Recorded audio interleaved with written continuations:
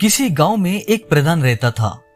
प्रधान अपने न्याय के लिए दूर दूर तक प्रसिद्ध था।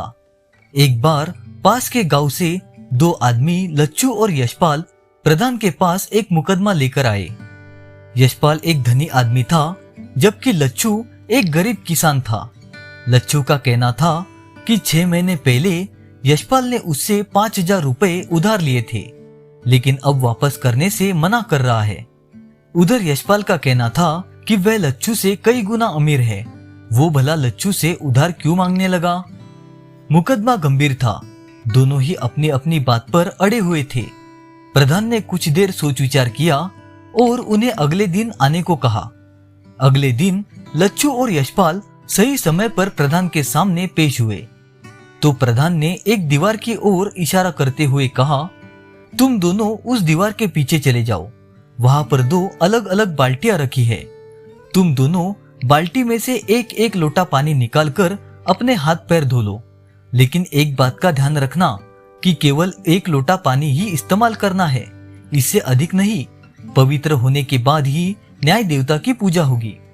वो दोनों दीवार के पीछे गए, जहां लच्छू ने तो 1 लोटा पानी से ही अपने हाथ पैर आसानी से धो लिए, लेकिन यशपाल 1 लोटा पानी से अपने पैर भी नहीं धो पाया। उसने अगल बगल झांककर देखा और सुनिश्चित किया कि कोई भी उसे देख नहीं रहा है, तो उसने तुरंत 1 लोटा और निकाला और पैर पर डाल दिया।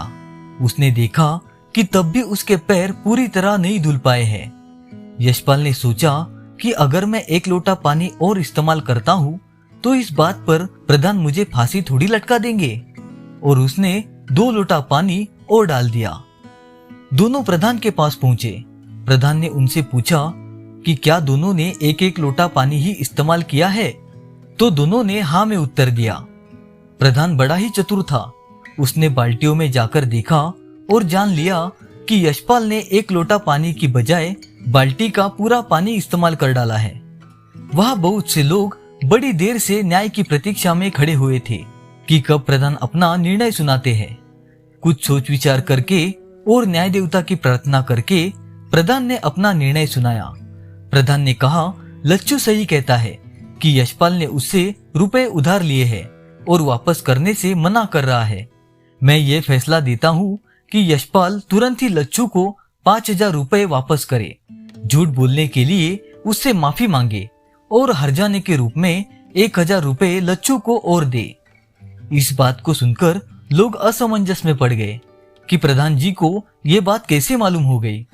उन्होंने प्रधान से इस बारे में पूछा तो प्रधान जी ने कहा, सीधी सी बात है, मैंने दोनों के हाथ पैर धोने की परीक्षा इसलिए ली थी जिससे मुझे इन दोनों के स्वभाव के विषय में जानकारी हो जाए। लच्छू ने 1 लोटा पानी में ही अपने हाथ पैर धो डाले, अतः वह कम खर्चे में ही गुजारा करने वाला आदमी है, जबकि यशपाल ने पानी की पूरी बाल्टी ही खत्म कर दी, जिससे ये पता चलता है कि वह स्वभाव में मतलबी, स्वार्थी तथा भ्रष्ट आदमी है। साथ ही उसने झूठ भी बोला कि उसने 1 लोटा ही पानी इस्तेमाल किया है, अतः ये स्पष्ट हो जाता है कि यशपाल झूठ भी बोलता है। बस इसी से मैंने जान लिया कि यशपाल ने अवश्य ही लच्छू से 5,000 रुपए लिए हैं और उनको वापस ना करना पड़े, इसलिए वो मना कर रहा है। प्रधान का न्याय सुनकर वहां उपस्थित सभी लोग प्रधान से बहुत प्रसन्न हुए। अगले दिन प्रधान के पास एक दूसरा मुकदमा पेश हुआ। दौलत राम का एक मकान बन रहा था, उसमें एक बढ़ई काम कर रहा था। दौलत राम का कहना था कि बढ़ई ने अवसर देखकर घर में रखे संदूक से रुपयों से भरी थैली चुराई है। जिस समय घर में यह घटना हुई उस समय बढ़ई और मेरे भाई का लड़का ही घर में थे। लड़का कहता है कि रुपए उसने नहीं लिए, बढ़ई कहता है कि रुपए उसने भी नहीं लिए। अब आप न्याय करें तथा मुझे मेरे रुपए दिलवाए। प्रधान ने उन्हें भी अगले दिन आने को कहा। दूसरे दिन सभी लोग वहां इकट्ठे हो गए। बढ़ई और दौलतराम के भतीजे को प्रधान ने अपने पास बुलाया और कहा, दीवार के पीछे एक छोटा सा डंडा पड़ा है, तुम्हें एक एक करके वहां जाना है और उस डंडे को अपने सीधे हाथ से पकड़ना है और फिर वापस वही रखना है। जिसने भी पैसे चुराए हैं डंडा उसके हाथ से चिपक जाएगा, वह उसे छुड़ाने पर भी नहीं छूटेगा। इस प्रकार समझाकर उसने पहले दौलतराम के भतीजे को डंडा छूने के लिए दीवार के पीछे भेजा। उसके लौटकर आने पर उसने बढ़ई को भेजा। प्रधान ने अलग ले जाकर दौलतराम के भतीजे के हथेली को सूंघा और फिर दीवार के पीछे से लौटकर आने वाले बढ़ई के हथेली को सूंघा।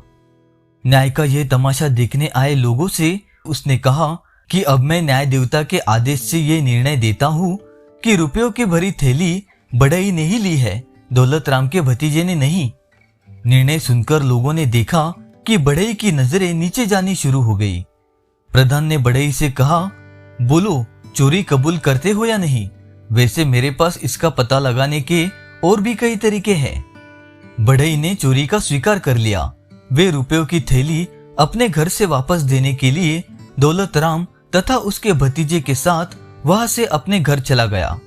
लोगों ने प्रधान से पूछा कि आपने ये बात कैसे जानी कि चोरी बढ़ई ने की है? तब प्रधान ने हंसते हुए कहा, मैंने डंडे पर हींग का खूब गाढ़ा लेप लगाया था। जो डंडा पकड़े तो उसकी हथेली से हींग की गंध आने लगी। मैंने ये कहा था कि जिसने चोरी की होगी उसके हाथ में डंडा चिपक जाएगा। इस पर चोरी न करने वाले दौलतराम के भतीजे ने बिना किसी डर के हथेली से उस डंडे को पकड़ लिया। जब मैंने उसकी हथेली को सूंघा तो उसकी हथेली से हींग की गंध आ रही थी, जबकि चोरी करने वाले बढ़ई ने डंडा चिपक न जाए इस डर से डंडे को छुआ तक नहीं, क्योंकि वहां उसे देखने वाला तो कोई था ही नहीं। इसलिए वे डंडे को छुए बिना ही वहां से लौट कर आया। उसकी हथेली तथा उंगलियों में हींग की गंध नहीं थी। इस प्रकार मैंने जान लिया कि डंडे को ना छूने वाले बढ़ई के मन में चोर है और वही थैली चुराने वाला है। ये सुनकर वहां इकट्ठे लोगों ने प्रधान की बुद्धिमत्ता तथा न्याय की बहुत प्रशंसा की। तो दोस्तों, कैसी लगी आज की कहानी? कमेंट में जरूर बताइए और इसी तरह अच्छी मजेदार कहानियां सुनने के लिए हमारा चैनल सब्सक्राइब कीजिए और साथ ही वीडियो को लाइक करना ना भूलें। धन्यवाद।